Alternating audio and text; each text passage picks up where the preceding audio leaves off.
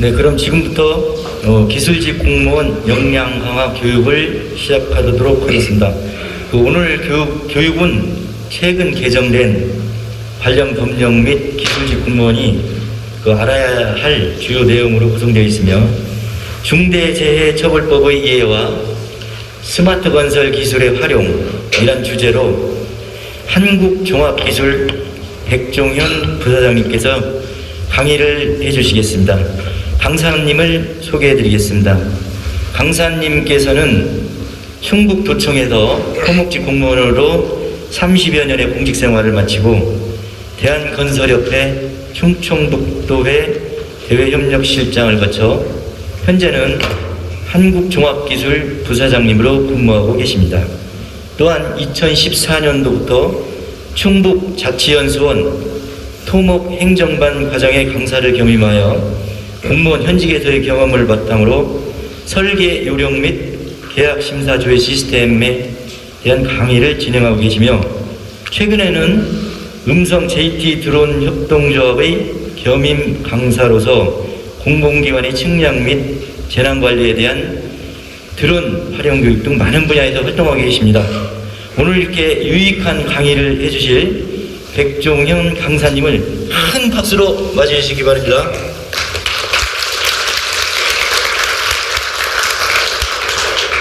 네, 감사합니다. 자, 안녕하세요. 방금 소개받은 한국종합기술 부사장 백종현입니다. 오늘 이렇게 후배님들 뵈니까 굉장히 뜻깊고 감회가 깊습니다. 제가 오늘 이 자리에 쓰는 것이 두 번째인데요. 제가 2019년도 9월 달에 이 자리에서 우리 기술직 공무원들과 또 지역 건설 업체들과 함께 탄화환전보험관리비의 적정 집행이라는 주제를 가지고 강의를 했었습니다. 벌써 세월이 2년 6개월 정도 지났는데 상당히 의미가 깊고요. 오늘 이런 좋은 자리를 만들어주신 우리 영동구 관계자 여러분들께도 깊은 감사의 말씀을 드립니다. 제가 오늘 여러분께 강의할 내용은 중대재해처벌법의 이해와 스마트 건설 기술의 활용이라는 내용입니다. 지금 금년도 1월 27일서부터 중대재해처벌법이 시행이 되면서 경영 책임자가 안전보건 의무를 다하지 않고 사망사고 등 사고가 발생할 경우에는 처벌을 받도록 이렇게 되어 있습니다. 그래서 여러분들도 이러한 관리 매뉴얼이라든가 안전보건 체계 구축이라든가 여러 가지 힘드실 걸로 알고 있어요. 그래서 산업안전보건법과 이 중대재해처벌법이 어떻게 다르고 또 중대재해처벌법에 어떤 부분을 유의해야 되는지를 여러분들에게 말씀을 드리고자 합니다. 그리고 더더욱이 지금 어떤 처벌법이 능사가 아니라 이제는 4차 산업혁명에 있어서의 스마트 건설 기술을 도입을 해서 현장의 안전사고를 줄여야 된다는 목소리들이 높아지고 있습니다. 그래서 이 시간에는 이러한 부분들을 공부를 한번 해보도록 하겠습니다. 자, 현장에서의 사고 사망자 수를 보면 국내 건설 사고 사망자 수가 전 산업의 50.7%가 사망사고로 목숨을 잃고 있습니다. 이 중에서 건설업이 차지하는 부분이 50.7%. 그래서 무려 2019년도에 사고 사망자 수가 735명에서 50.7%니까 건설 산업에서 370명이 목숨을 잃고 있어요. 그리고 2010년에서부터 2019년도까지 사망자 수를 추이를 보면 2010년도에 1114명이 사망을 하고 점차적으로 2019년까지 900명대로 완만하게 이렇게 줄고 있습니다. 사고 사망자 수가. 그렇지만 건설 산업에서는 50%를 줄이지 못하고 있는 것이 현실입니다. 그래서 건설 산업에서 많은 사망자가 발생한다는 것을 알 수 있고요. 그리고 외국인과의 비교를 해볼 때 평균 근로자 10만 명당 사고 사망자 수를 비교해 볼 때 OECD 16개국의 평균인 3.7명보다도 대한민국 평균이 5.3명으로 해서 상당히 높습니다. 특히 발생 형태별 사망자 수를 보면은 전체가 735명이 사망을 하는데 이 중에서 떨어지는 사고가 287명, 거의 40%에 육박하는 사고가 산업 현장에서 추락 사고가 발생하는 거예요. 이 추락 사고는 이게 상당히 후진적인 그런 사고가 지금도 발생하고 있습니다. 그래서 이러한 떨어지는 사고를 전체 280명의 떨어지는 사고, 추락 사고에서 건설업이 무려 223명이 차지하고 있어요. 그래서 거의 80%에 이르는 이러한 사고를, 추락 사고가 많다는 것을 알 수 있습니다. 또 물론 끼이는 사고도 제조업에서 76명 중에서 50명으로 65%가 끼이는 사고예요. 물론 이제 산업별 특성이 있기 때문에 건설업은 고수 작업이 많기 때문에 추락 사고가 많고, 그 다음에 끼이는 사고는 기계를 다루는 제조업에서 많을 수밖에 없다는 것을 알 수 있죠. 건설업의 공사 금액별 사고 사망자 수를 보면 소규모 공사 현장이라고 하는 50억 미만이 272명으로 70%에 해당하는 이런 부분이 소규모 공사에서 사망자 수가 발생합니다. 그래서 이러한 건설 현장에서의 추락 사고 원인이 뭐냐? 추락 사고는 크게 네 가지를 보고 있어요. 먼저 근로자들의 안전의식이 부족하다. 왜냐하면 지금 안전장비라든가 작업모라든가 이런 것들을 잘 쓰지 않아요. 그리고 또 노무자들이 점심시간에 술 한잔 하시고 또 일을 하는 이런 근로자들의 작업 부지를 위한 사망이 가장 크다라고 전문가들이 보고 있고요. 두 번째는 안전시설물에 대해서, 소규모 시설에 대해서 수익성이 없다 보니까 이 안전시설을 할 수 있는, 가시를 할 수 있는 여력이 못 된다는 게 두 번째 이유입니다. 그리고 세 번째는 작업자들이, 젊은 청년층들이 현장을 빠져나가고 있어요. 그러다 보니까 노령층, 고령화, 그리고 외국인들로 대처돼서 이러한 사람들의 비숙련된 요인들이 또한 사고의 원인이 됩니다. 그리고 마지막으로는 현행법상 80억 이상에 대해서 안전관리자를 채용할 의무가 있어요. 그러다 보니까 그 미만 공사에 대해서는 기술상의 지도나 감독의 어려움이 있어서 이런 부분에 대해서 추락사고 원인이 되고 있습니다. 물론 우리 정부에서도 문재인 정부가 들었으면서 2017년도에 중대산업재해 예방 대책을 발표를 하고, 그리고 2018년도에 국민생명지키기 3대 프로젝트를 발표를 해서 다양한 대책이 만들어졌습니다만은 2018년도 12월 달에 어떤 사고가 발생했죠? 태안화력발전소에서 김영균 씨가 벨트 컨베이어에 끼이는 압사 사고를 당하면서 2021년도 산업안전보건법이 전면 개편이 됩니다. 그래서 원청의 하도급을, 사내 하도급을 줄이고, 그리고 원청의 의무와 책임을 높이고 처벌을 강화하는 이 산업법의 전부 개정을 가져오게 되죠. 그런 이후에 이천 물류센터의 화재 사고가 2020년에 발생을 합니다. 이 사고로 해서 38명이 화재로 사망을 하는 이런 안타까운 사고가 발생하면서 중대재해처벌에 관한 법률이 공포가 됐습니다. 이 중대재해처벌에 대한 법률은 사업주와 경영 책임자를 처벌한다는 거예요. 그러다 보니까 사업주와 경영 책임자만 처벌하느냐, 왜 공무원들인 발주자, 설계자, 감리자는 여기에 대상이 빠지냐라는 노동계, 그리고 사회적인 비난 때문에 건설안전특별법이 입법 예고됐습니다. 입법 예고됐는데 건설업계에서 강력한 반대 때문에 계류 중에 있다가 금년도 1월 달에 어떤 사고가 발생했죠? 광주 아이파크의 공사 현장에서 콘크리트 더미가 붕괴돼서 사망하는, 매몰되는 이 사건을 기회로 해서 이 안전특별법이 통과될 가능성이 크다, 이렇게 보는 겁니다. 이 법이 통과될 때 현장에서의 사망 사고로 인해서 처벌을 받는 법이, 자, 일단은 건축법에 의해서 처벌을 받습니다. 두 번째는 건설기술진흥법에 의해서, 세 번째는 건설산업기본법, 그리고 중대재해처벌법, 산업안전보건관리법, 그리고 이런 건설안전특별법에서 6가지에 대해서 이런 현장에 대해서 처벌을 받게 되는 그러한 문제점이 발생을 하는 겁니다. 그래서 이러한 법의 제정 목적은 앞에서 말씀드린 이런 아르곤가스 질식사고, 태안 화력발전소의 사고, 그리고 물류창고의 화재 사고와 같은 이 현장에서의 산업재해와 또 가습기 살균 사건으로 인한 사망, 그리고 세월호 같은 중대 시민재해, 이러한 사망들이 사회적인 문제가 있다라고 해서 이 법이 만들어진 겁니다. 이 개정 목적을 보면 이 법은 경영 책임자가 산업재해 예방을 위한 시스템을 갖추도록 하는 것, 이렇게 돼 있어요. 그래서 궁극적으로 산업재해를 예방할 수 있는 토대를 마련하도록 한 것이다. 이렇게 돼서 이 처벌 범위는 상시근로자 5인 이상 사업장의 사업주 또는 경영 책임자를 두고 있어요. 5인 미만에 대해서는 해당이 안 됩니다. 그리고 이 처벌법의 시행 시기는 상시근로자 50인 이상, 건설업은 총 공사비가 50억 이상일 때 금년도 1월 27일서부터 시행이 되고 있어요.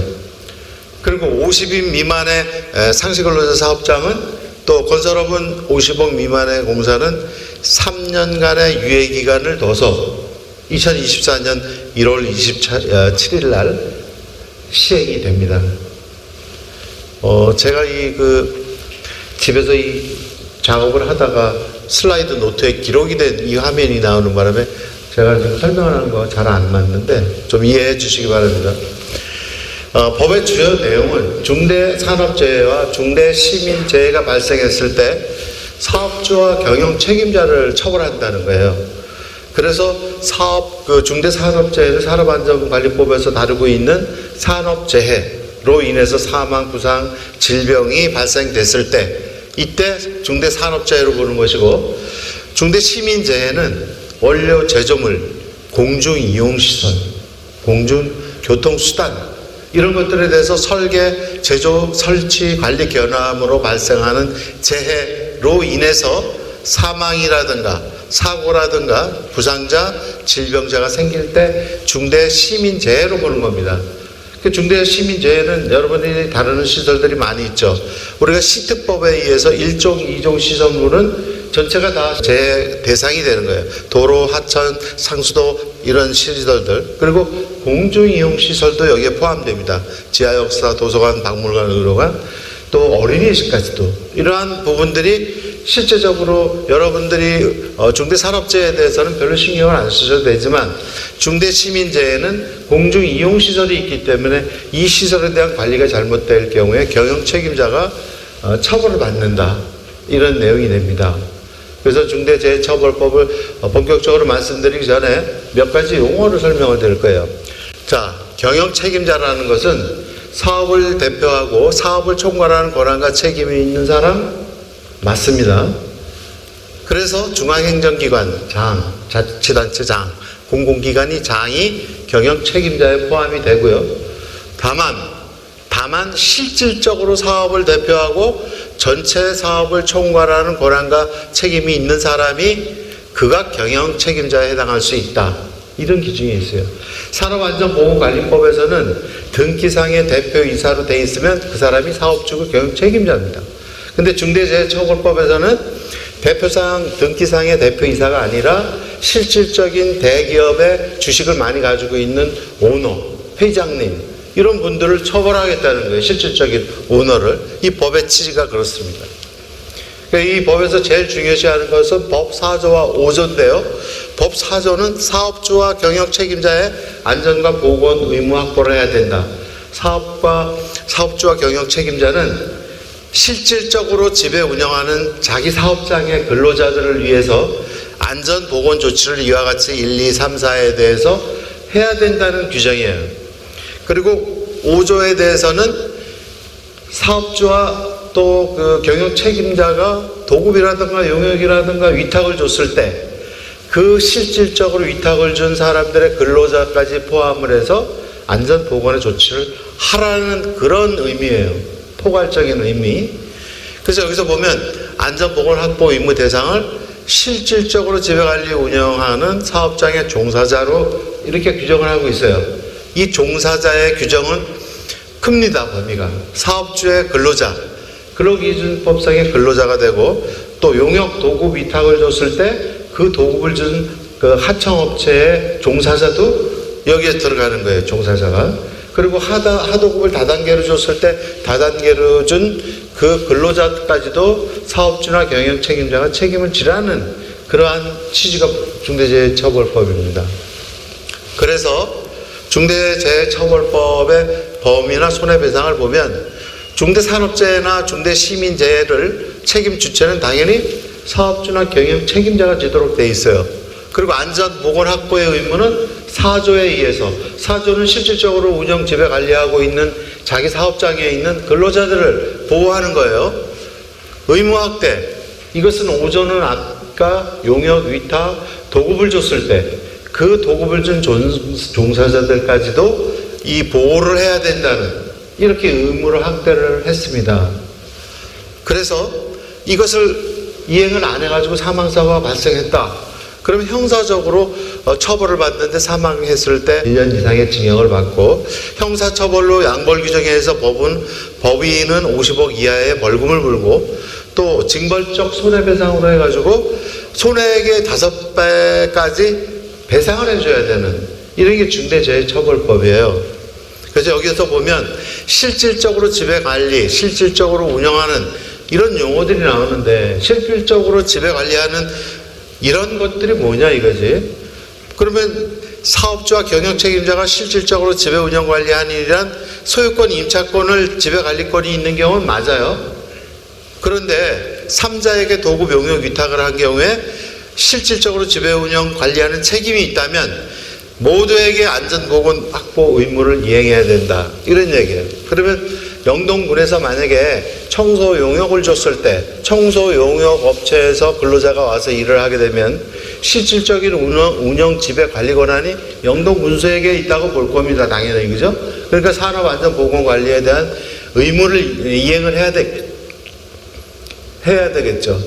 근데 만약에 영동군에서 그 관리하는 교통시설이라든가 하상도로의 주차장을 교통공단에다가 위탁을 줬다, 이렇게 했을 경우에는 그것을 교통공단의 이사장이 그것을 받아서 수익을 운영을 하는 건데, 이것을 과연 지배는 물론 영동군수가 할 수 있겠지만 관리, 운영 이것까지 군수가 보는 거냐, 그걸 군수로 볼 것이냐. 그렇다면 교통관리 이사장이 실질적인 지배 권한이 있는 사람이라고 하면, 그러면 책임은 교통관리공단에 있는 거 아니냐, 이런 문제가 나오는 겁니다. 그래서 이 법은 우리나라는 재형 법정주의를 채택하고 있어요. 재와 형벌에 대해서는 법률에 의해서 처분을 해야지만 되는 거예요. 근데 중대재해처벌법은 이와 같이 실질적으로 지배하는 이런 용어를 쓰고 있어요. 폭넓고 애매한 이런 규정을 쓰고 있다는 얘기예요.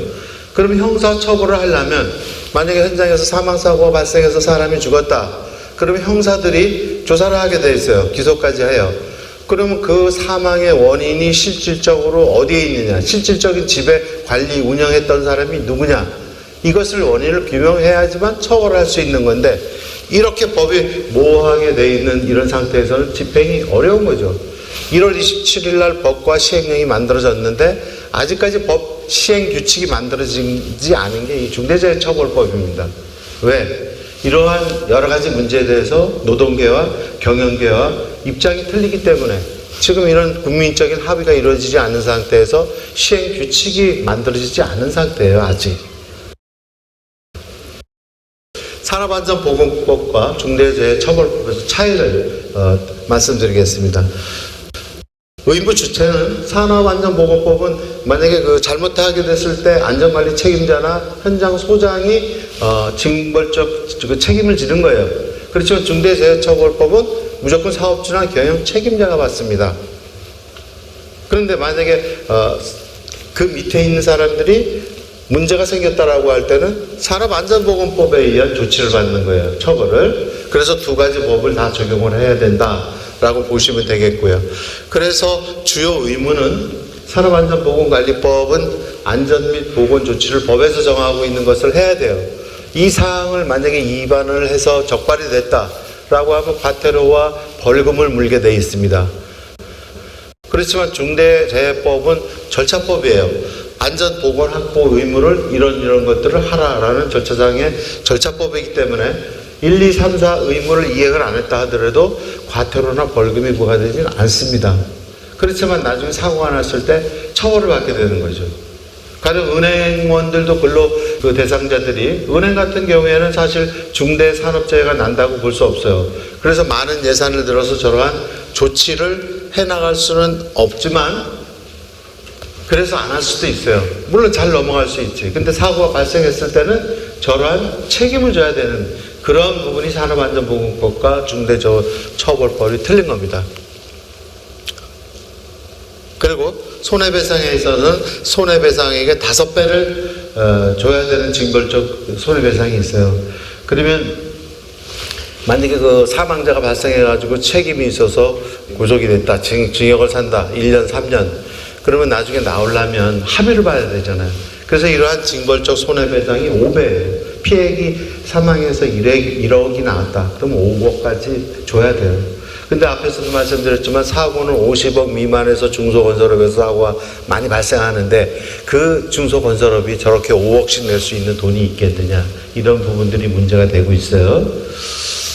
자, 이제 앞에서 말씀드린 4조는 사업주와 경영 책임자가 자기 근로자들을 안전보건 의무를 확보하는 거예요.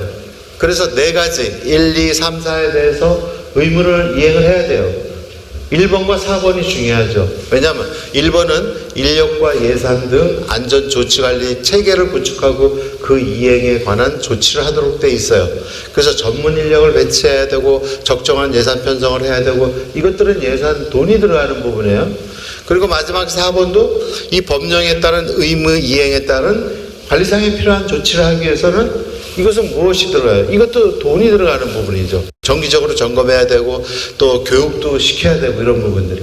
단지 2번과 3번은 행정명령을 이행하고 또 재발 방지 대책을 수립을 하면 되는 부분이기 때문에 문제는 되지 않아요. 그래서 앞에서 말씀드린 것처럼 중요한 부분이 안전보건관리체계 구축하는 부분과 이 의무에 의한 관리상의 조치가 중요하다. 안전보건관리체계는 1번서부터 9번까지의 이런 항목들을 여러분들이 안전보건관리체계를 구축을 해서 관리상의 조치는 관련 법령에 해당되는 것을 점검을 하고 보고를 하는 겁니다. 이 보고의 의무가 중요한데 앞에서 말씀드린 사업 주와 경영 책임자가 처벌을 받아요.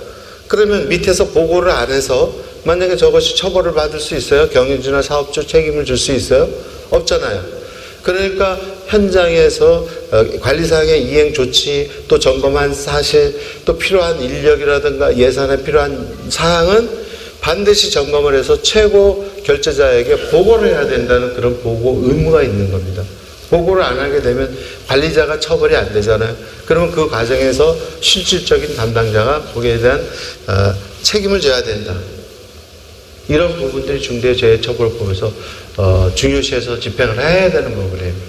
왜? 여러분들은 중대산업재해보다도 중대시민재해, 공중이용시설, 시트법에 의한 시설들 이런 부분들을 관리하다가 만약에 사고가 났다라고 했을 때 사업주나 경영 책임자가 처벌을 하기 위해서 산업안전보건 의무를 다 했는데 사업주는 그 밑에서 여러분들이 이행을 안 했다면 여러분들이 책임을 지고 이러는 부분이기 때문에 이 중대 시민재해에 대해서는 여러분들 관심을 가지셔야 된다는 그런 말씀을 드립니다. 자, 안전보건관리자 배치 기준이 내년 2027년서부터는 공사금액 50억 이상에 대해서는 의무적으로 배치를 해야 돼요. 그래서 기사 내용을 보면 건설안전관리자 구매 러시, 중소기업들 인력난에 허덕인다.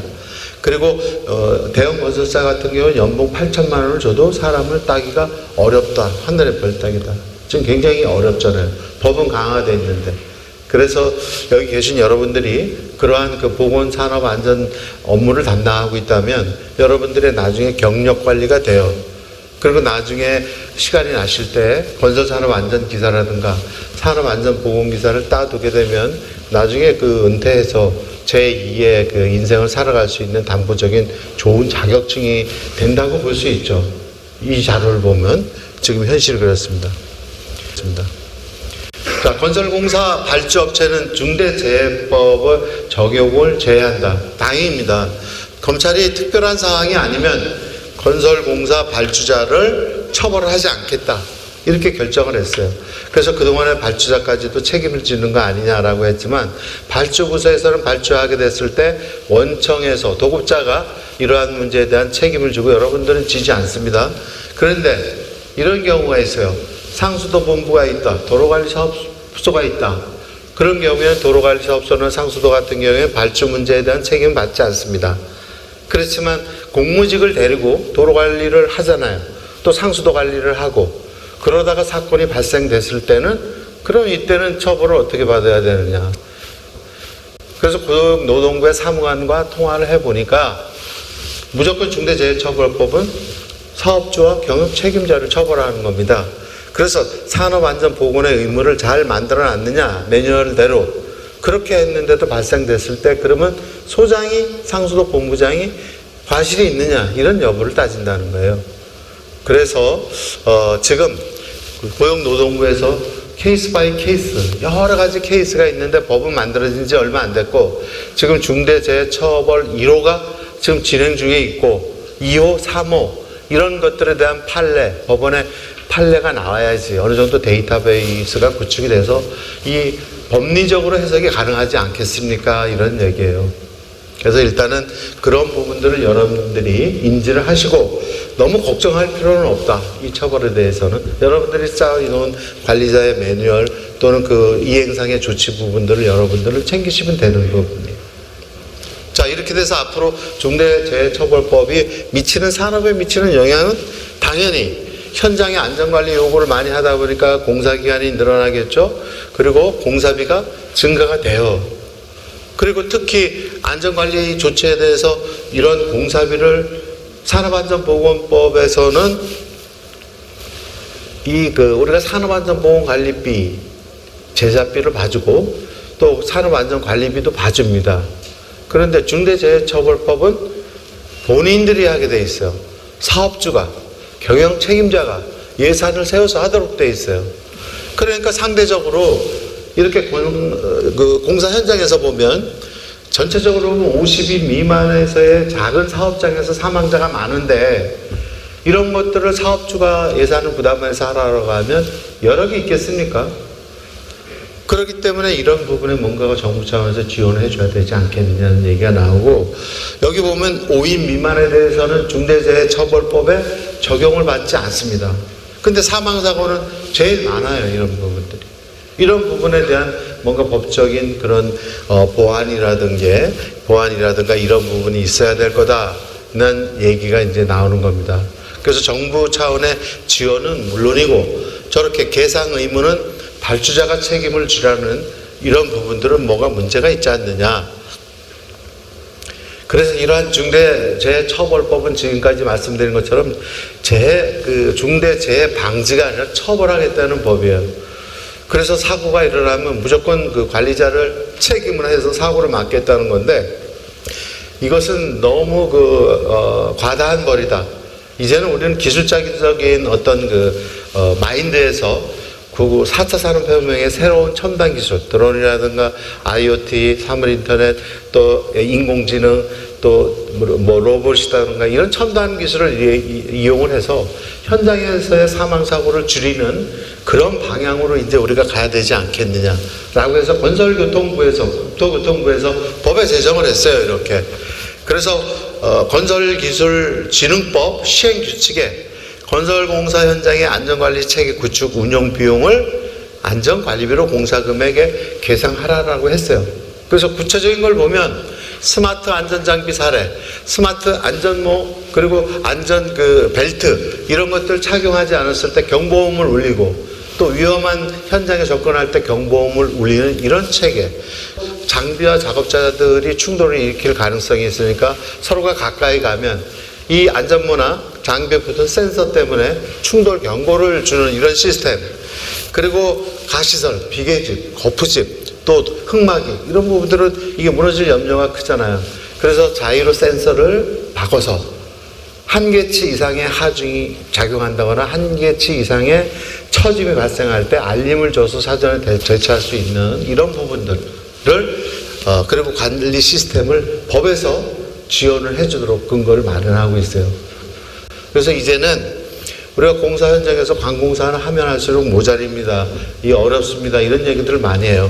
기왕이면 이런 법적인 근거에 의해서 우리 영동군에서 앞으로 이런 현장 관리를 할 때 중요한 현장에 대해서는 법적인 근거에 의해서 이러한 안전시설들을 현장에 관리를 해서 사망, 사고나 또는 이러한 안전관리를 우리가 해나가야 될 거 아니냐는 말씀을 이번 시간에 제가 말씀을 드립니다. 이러한 그 안전시설은 사실 지금 4차 산업혁명의 기술들이 많이 적용이 되고 있어요. 현장에서. 특히 어디에 많이 되고 있느냐면 작업 현장에서 작업모라든가 근로자의 안전을 위한 이런 시설들이 많이 나와서 이런 것들이 본인들이 장비를 구입하지 않아도 이러한 스타트업이라든가 벤처기업이라든가 이런 데서 이런 장비를 구입을 해서 임대를 해주는 이런 시스템이 지금 돼 있기 때문에 많은 비용이 아니더라도 이러한 것들을 장비를 갖출 수 있다 이렇게 보는 겁니다.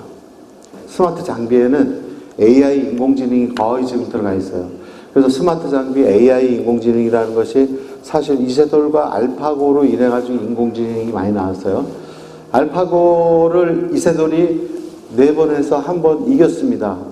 그리고 나서 계속 졌죠. 그 알파고 이상으로 알파고 제로가 나와서 중국의 커제를 이기고 그리고 68승 1패를 끝으로 해서 은퇴를 했어요. 바둑계에서. 더 이상 인간과의 바둑은 무의미하다 이렇게. 알파고에게 기보를 4,000건을 입력을 했습니다. 기보를 4,000건을 입력을 해서 스스로 학습하게끔 만들어서 그래서 이세돌을 이긴 거예요. 인간의 1,000년 동안 이루어져 내려왔던 기보가 이제는 다 엉망이 돼버린 거죠. 이렇게 인공지능이 발달되고 있어요. 이 인공지능은 지금 60년도에 개발이 됐어요. 알고리즘이. 단지 슈퍼컴퓨터가 나오지 않았기 때문에 우리가 그동안 활용을 못했던 거예요. 지금은 저 알파고가 오픈소스를 다 개발을, 오픈소스를 공유하는 바람에 지금은 모든 업체에서도 저 소스를 가지고 인공지능을 적용하고 있어요. 인공지능은 쉽게 얘기하면 학습을 시키는 거예요. 계속 컴퓨터에게. 그러면 이러한 것들이 연기구나, 이건 불꽃이구나 이런 부분들을 인지하게 돼요.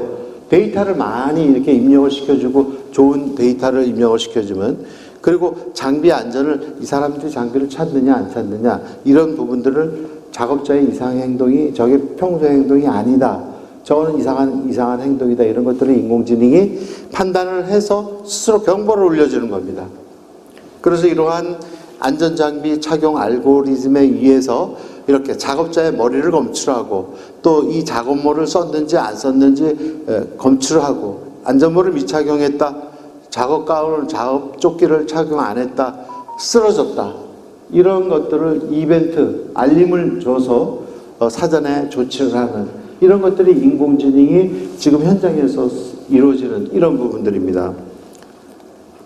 자, 그래서 지금 보면 이동식 CCTV, 고정식 CCTV, 또 로봇 이런 것들이 사각지대 보이지 않는 데서 근로자들이 위험사항을 체크를 하는데 인공지능이 중요한 게 왜 그러냐면 인공지능은 이 CCTV를 사람이 모니터링을 하면서 관제실에서 관찰을 해야 돼요. 왜? 저 사람이 어떤가? 작업모를 썼는가 안 썼는가를 사람이 써야 되지만 인공지능은 사람이 필요 없이 막바로 영상 촬영을 해서 저 사람이 작업모를 안 썼다라고 하면 이벤트, 알림을 줘서 작업모를 쓰게 하고 저 사람이 불안한 행동을 하면 저 사람에게 알림을 줘서 조치를 하고 이런 부분이기 때문에 인공에 대한 이러한 시스템이 많이 이렇게 작용이 되는 겁니다. 건설 안전 접근 경보 시스템도 이것도 센서만 다루면 되는 거예요. 서로 간에. 이 센서라는 게 비싸지 않아요, 지금. 지금 한 1달러, 2달러 정도로 많이 가격이 낮아졌는데 저런 센서들은 뭐 우리가 어두울 때 이렇게 복도를 걸어가면 전등이 켜진다거나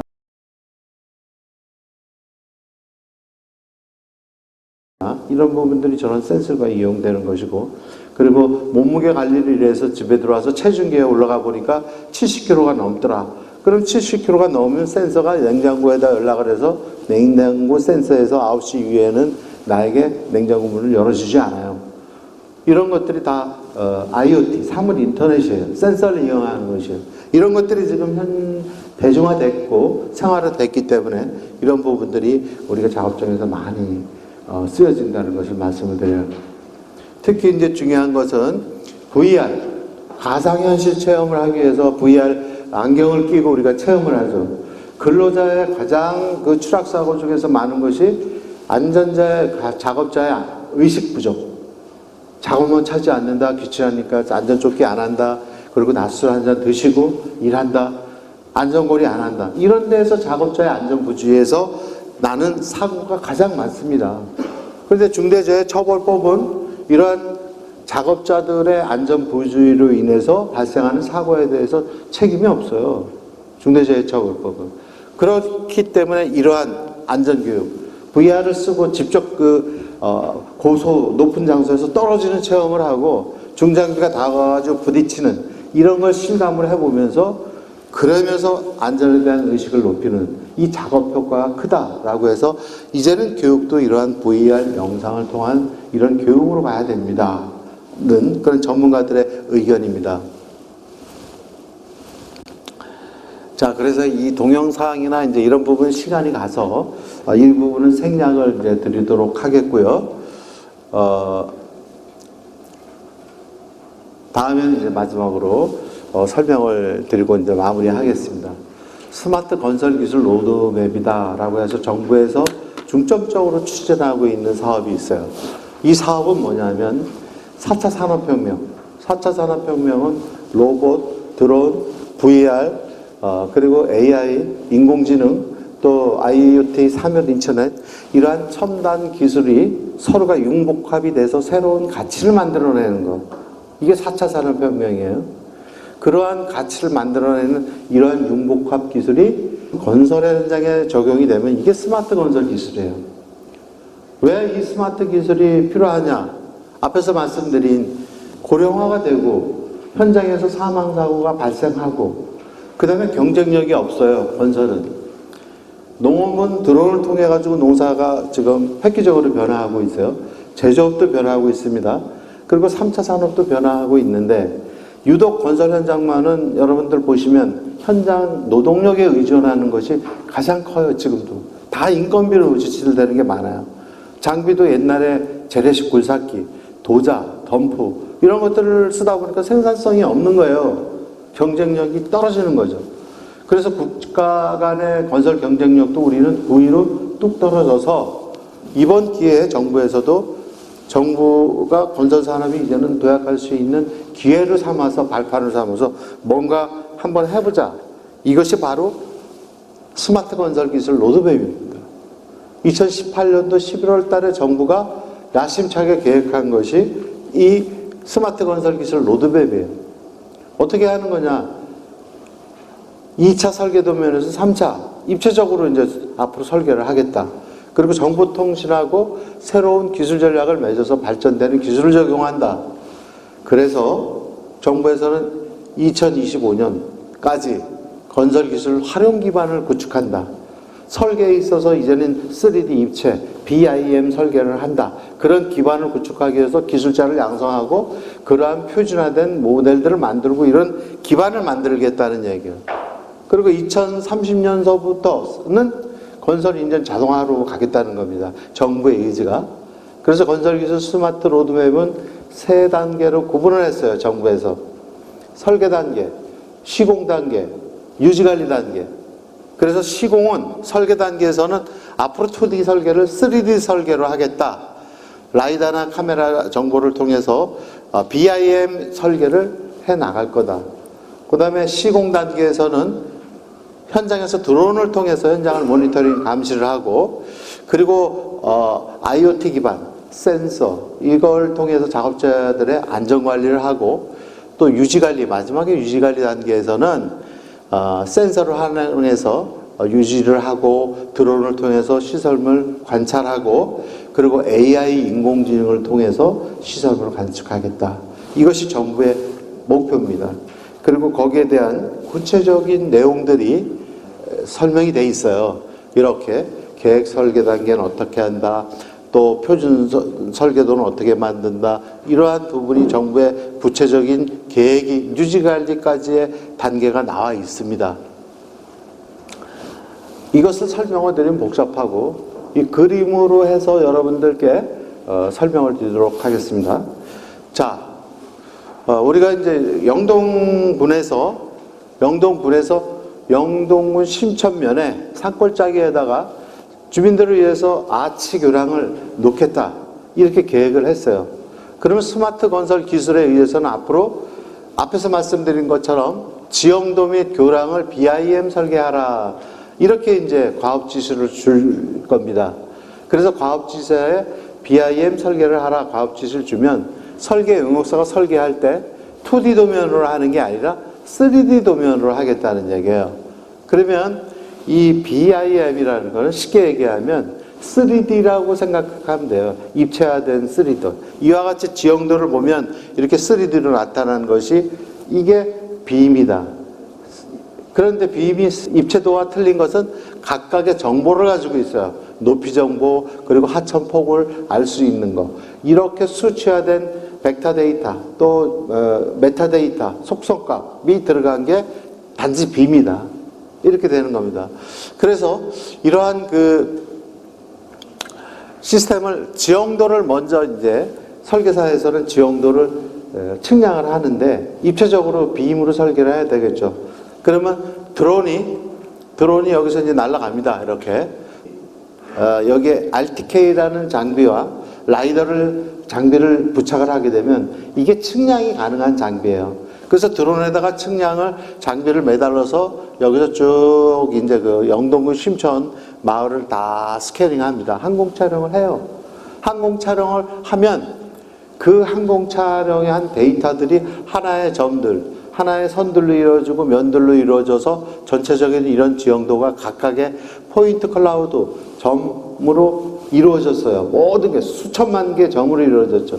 이 점들이 각각의 데이터를 갖고 있는 거예요. X, Y, Z 값을.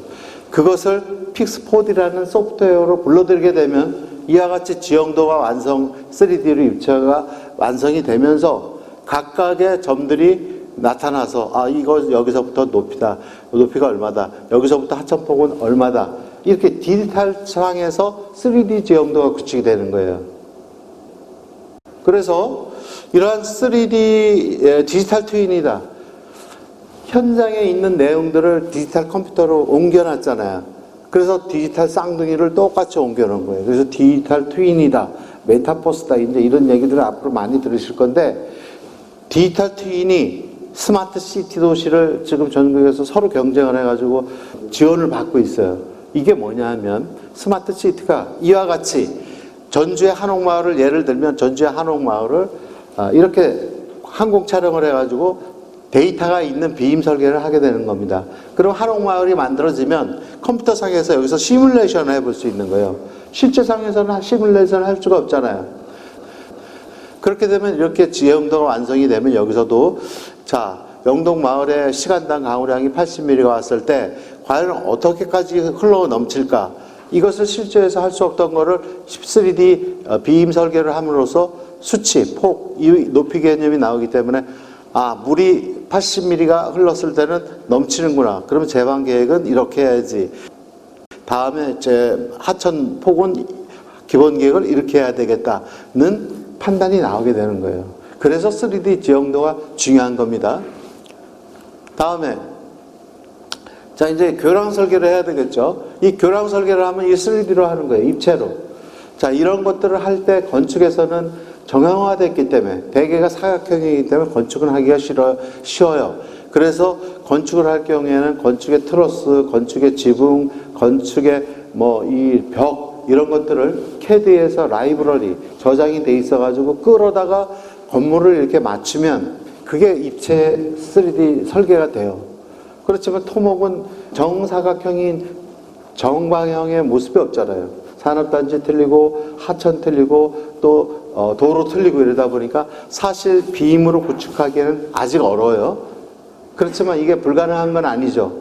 그래서 이 설계를 가능할 수 있게끔 앞으로는 정부에서 이런 것들을 2025년까지 활용 기반을 만든다는 게 그런 얘기입니다. 앞으로 쉽게 설계할 수 있게. 그러면 3D 설계를 해서 비임 설계를 했을 때 이점이 무엇이냐? 바로 부재를 하나하나씩 끌어다가 교대다 이렇게 갖다 놓고 요걸 철골 구조, 요거는 철골 투 이래서 이걸 끌어다가 맞추면 교량 설계가 되는 거예요. 그렇게 됐을 때 다 여기에가 속성값을 가지고 있기 때문에 여기에 이 치수가 얼마다, 물량이 얼마다 이런 것들이 나오는 겁니다. 그리고 우리가 알 수 있는 거는 평면도상에서는 우리가 교량의 상상을 완성된 모습을 우리가 상상하기 어렵죠, 그죠? 그렇지만 이렇게 3D로 비임 설계를 했을 경우에는 벌써 우리가 그림을 그려볼 수 있어요. 완성된 그림의 모습을 볼 수 있는 거죠.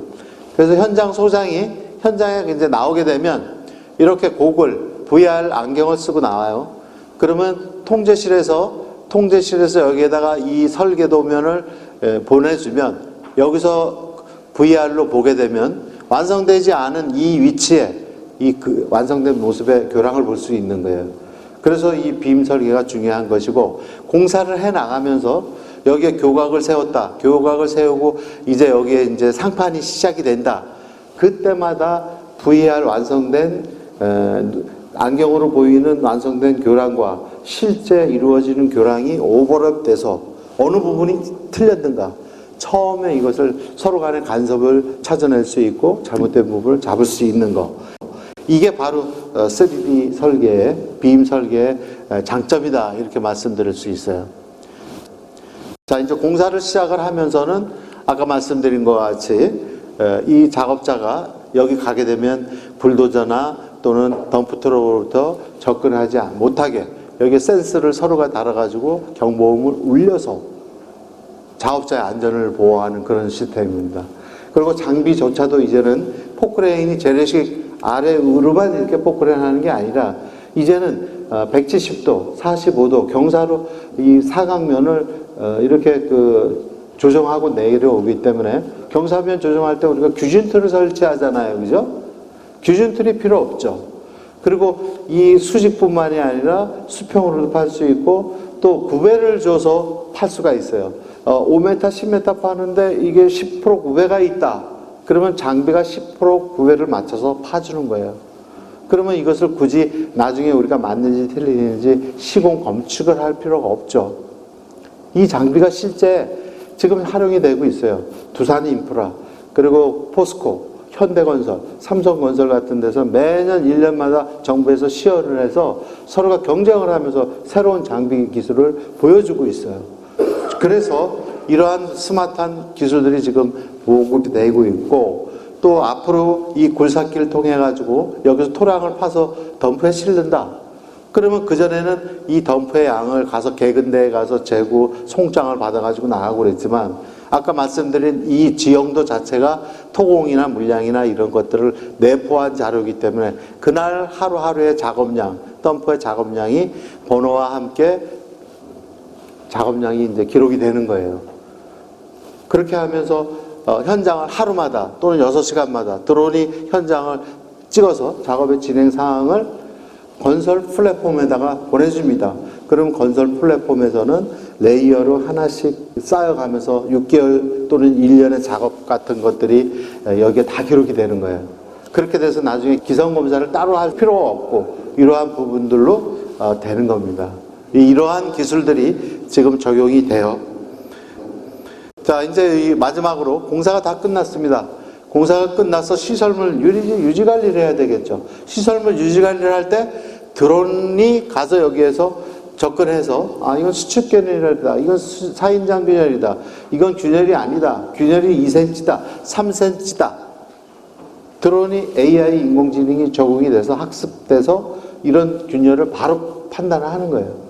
그러면서 이러한 완성된 교량에다가 자이로 센서를 설치를 해서 시간이 지나면서 한계치를 벗어나는 구조물에 처짐이 있다거나 균열이 있다거나 이랬을 때 경보음을 줘서 이런 것들을 조치를 할 수가 있겠죠.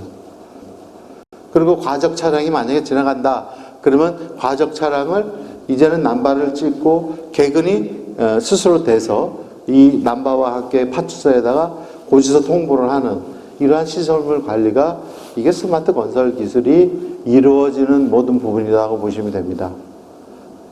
자, 그래서 이러한 스마트 기술이 지금 빨리 적용이 되고 있어요. 빨리 전파가 되고 있어요. 4차 산업의 혁명의 특징은 폭넓고 그리고 가장 빠르게 다가온다, 이런 얘기예요. 우리가 스마트폰만 하더라도 2010년도에 나왔으니까 10년밖에 안 됐어요. 그런데 지금 우리 1 스마트 시대가 되고, 드론도 나온 지가 2010년대에 나왔는데 지금 1 드론 시대를 향해서 가고 있잖아요. 이 스마트 건설도 빠르게 전파되고 있습니다, 지금. 그래서 우리가 이러한 시설들을 다 다룰 수는 없어도 이러한 기술들이 있다는 마인드를 여러분들이 인식을 하면 우리 영동군의 그런 토목 건설 행정은 굉장히 앞서갈 것이다, 이런 생각을 합니다. 그래서 앞으로 여러분들이 설계를 하면서 또 현장을 관리하고 할 때 이러한 기술들이 있다는 것을 적용을 해서 가능한 적정 공사비 확보를 해서 안정된 건설 현장, 사망사고 줄이는데 영동군이 기여했으면 좋겠다는 말씀을 드립니다. 자, 이상입니다. 감사합니다.